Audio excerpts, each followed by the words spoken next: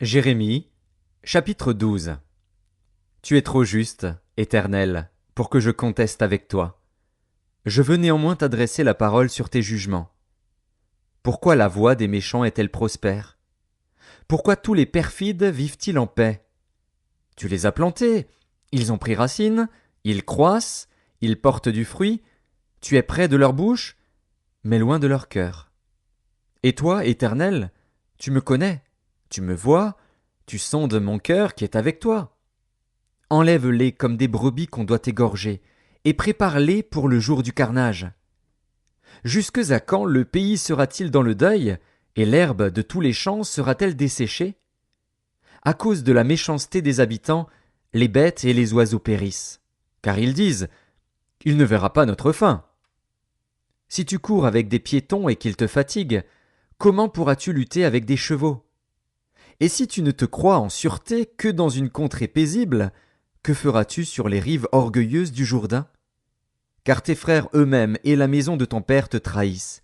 Ils crient eux-mêmes à pleine voix derrière toi. Ne les crois pas, quand ils te diront des paroles amicales.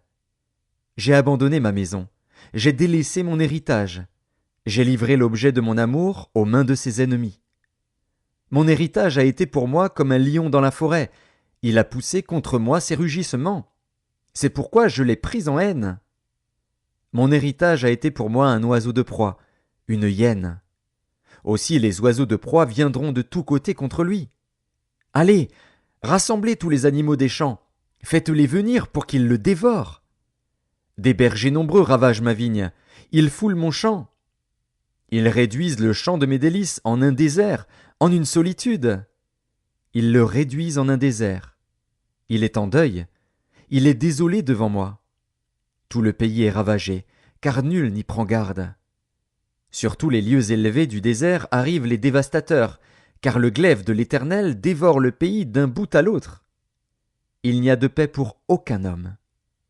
Ils ont semé du froment, et ils moissonnent des épines. Ils se sont fatigués sans profit.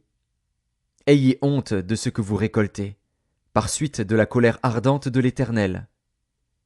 Ainsi parle l'Éternel sur tous mes méchants voisins, qui attaquent l'héritage que j'ai donné à mon peuple d'Israël.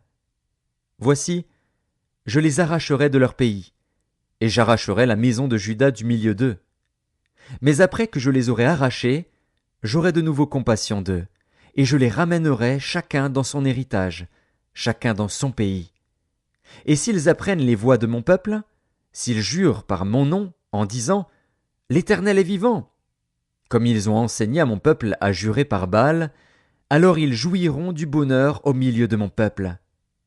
Mais s'ils n'écoutent rien, je détruirai une telle nation, je la détruirai, je la ferai périr, dit l'Éternel.